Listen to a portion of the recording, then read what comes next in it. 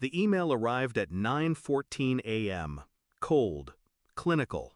No signature, just a line at the bottom. Position superfluous. Pack your things. After 20 years of spotless reviews, 20 years of being the one they turned to when the system blinked red, my reward was dismissal by keyboard. No meeting, no handshake, just a digital execution order. I stared at the screen, and then I laughed. Quiet, bitter. They thought they'd cut me out cleanly. They forgot who built the backbone of this company, who held the master switch. So I stood, slid my chair under the desk, and walked out. On my way past the server room, my finger brushed a single command on the control panel. A kill switch. Silent, absolute. Only I knew how to bring it back. When I first met the COO, he wasn't COO, just another manager with ambition spilling from his suit. He shook my hand too hard, smiled too wide. He told me he admired my discipline, my precision. I taught him how fragile the system was, how one wrong line of code could turn profit into ash. He nodded, respectful, even deferential. Back then, I believed him. But ambition never stays grateful. As he climbed, I noticed the tone shift. Praise replaced with pressure. Respect replaced with thinly veiled threats. My loyalty became an inconvenience. My permanence a problem. He couldn't outshine me, so he decided to erase me.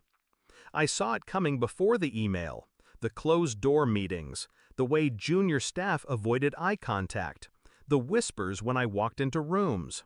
Still, I played along, kept working, kept giving them flawless uptime, perfect compliance reports, zero errors. I let them think I was blind. But while they plotted my removal, I plotted their reckoning. I wrote code in shadows, lines buried so deep not even the auditors could find them. A circuit within the system, dormant, waiting. A heartbeat tied to my access alone. Not sabotage, just leverage. My insurance policy. So when the email hit, I didn't rage, I didn't beg, I flicked the switch. Instantly the servers began their quiet collapse. Not a crash, not a fire, just a slow suffocation.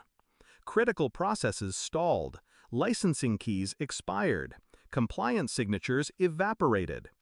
On the surface, everything looked normal. Screens still glowed, emails still sent. But deep in the machine, the company's lifeline was rotting. By the time the COO toasted his cost-saving measure, the foundation was already dust. The calls started that night. Panicked voices, failed transactions, regulators demanding explanations. By morning, entire contracts were frozen, millions hung in limbo. And the COO? He was locked in a glass office, screaming into phones, sweat staining his collar. I didn't pick up his calls, not yet.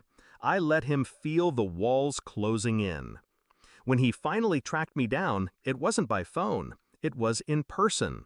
He waited outside my apartment, pale, desperate. "You have to fix this," he hissed. His voice cracked.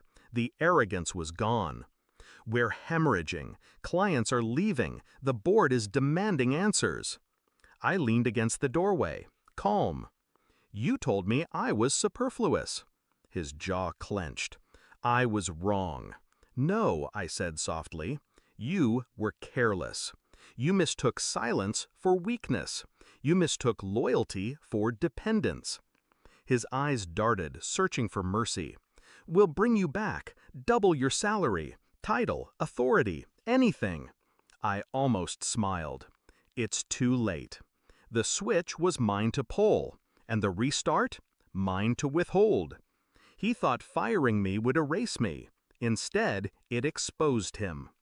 When the board discovered the kill switch was tied to my name, they didn't ask why I wrote it, they asked why their COO was reckless enough to provoke the only man who could save them. By the end of the week, he was gone. Not eased out, dragged out. A public scapegoat.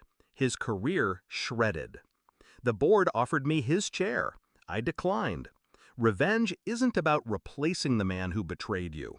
It's about showing him, piece by piece, that he never held power at all. I didn't go back. I started fresh, smaller, sharper, under my own name. The clients followed. The ones who mattered always do. And the company I left behind? They limp on, stripped of dominance, just another player in a crowded field. Every loss they suffer traces back to that morning email. Every dollar drained is a reminder of the man they called Superfluous. Sometimes I replay it. That moment I flicked the switch. The calm finality of it. One gesture, decades in the making. People imagine revenge as fire, loud, violent, uncontrollable. But true revenge is control, silence, precision. I didn't burn the house down. I cut the power. Left them in the dark, stumbling, choking on their own arrogance. And as I walked away, I didn't look back. Why would I? They'll never recover. And I'll never forget.